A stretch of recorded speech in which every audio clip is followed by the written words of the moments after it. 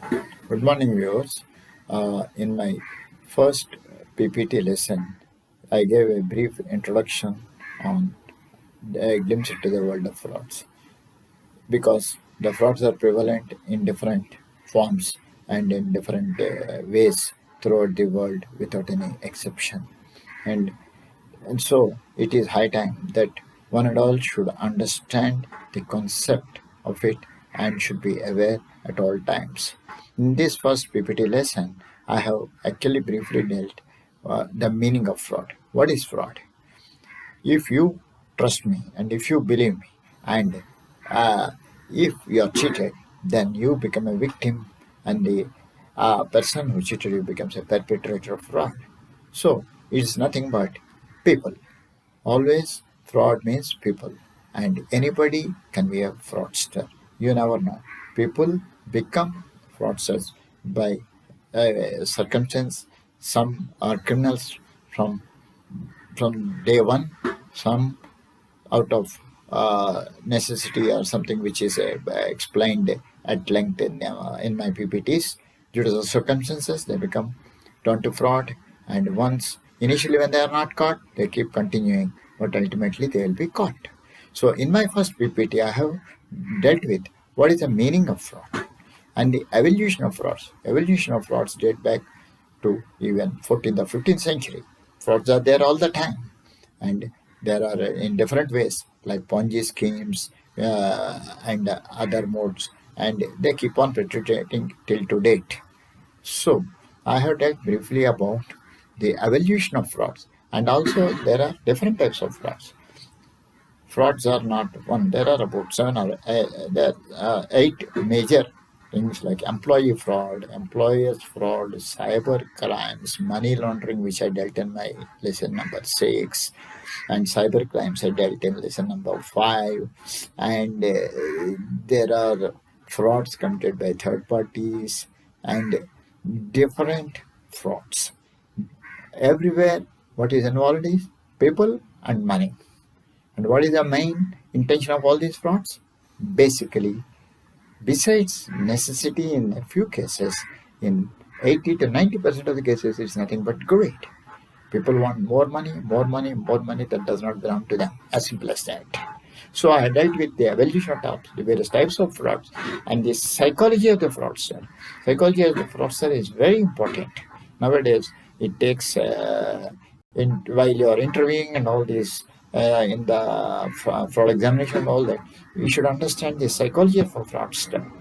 Psychology of the fraudster is most important in this sense.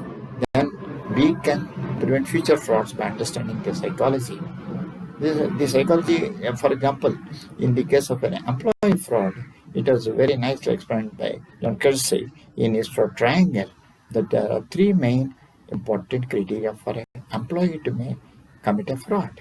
Who is honest employee otherwise? It may be opportunity, it may be the necessity, and it also rationalization and attitude. All these are explained in detail in elsewhere in my lessons. So, in my first lesson, I gave a brief into the meaning of fraud, evolution of fraud, types of frauds, and also briefly gave the differences between a forensic accountant and a fraud examiner. The fraud examiner can be anybody and doing different courses. But a forensic accountant is basically a professional accountant, and a fraud examiner usually he is involved to investigate a fraud that already happened. Forensic examination need not necessarily that there may be a suspicion that forensic accounting may be called upon to investigate a particular aspect and to give a due diligence in various circumstances or when a suspected fraud occurs or things like that. And also I briefly explained internal controls, because in corporates and all that, the whole concept of frauds can be controlled by seeing what are the internal controls of the organization. First of all, are there any policies? If there are policies, are they implemented effectively? Because having policy book this much is of no use if people don't know, the employees don't know the policies and all that. Okay, there are very concepts they should know. He should know what he's supposed to do. He should know to whom he is accountable. and all these things, and the internal control. So briefly explain what are internal controls, the forensic accountant, and the fraud examiner.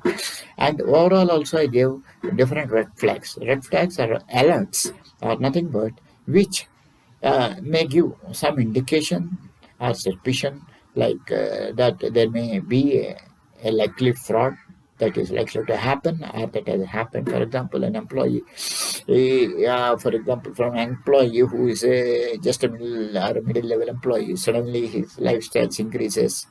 It is a cause for to look into. For example, in a bank account where normally say 1 lakh is an average balance, suddenly some 10 lakhs comes into the bank account. Then the bankers and the internal concurrent and other internal auditors should raise their eyebrows and check into that genuinity of the transaction. Not necessary that it is a fraud, but you have to look into the genuinity of the fraud.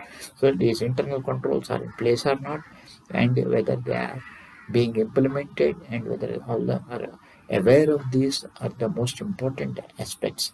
So in my first lesson, I have quite briefly, by way of about 15-20 slides, discussed about to give an overall picture of the frauds.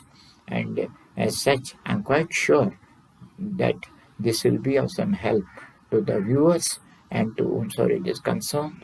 And as chartered accountants and as fraud examiners, we should always try to stop fraud and detect fraud and prevent fraud. And this doesn't happen just one night. It is a continuous process, and everybody should be alert to that. Good luck.